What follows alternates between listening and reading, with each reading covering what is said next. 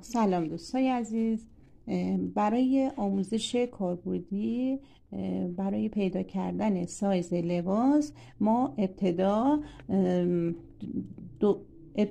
دور سینه رو اندازه دور سینه رو تقسیم بر 2 میکنیم. مثلا اگر اندازه دور سینمون 126 باشه تقسیم بر 2 میکنیم میشه 63.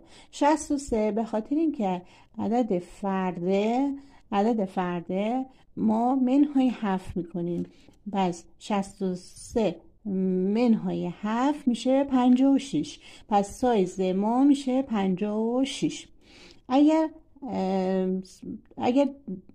عدد دور سینمون 88 باشه، ما 88 رو چیکار میکنیم؟ تقسیم بر 2 میکنیم. تقسیم بر 2 مساوی میشه 44. 44 چون 4 ما زوجه، عدد یکانمان زوجه، منهای 8 میکنیم.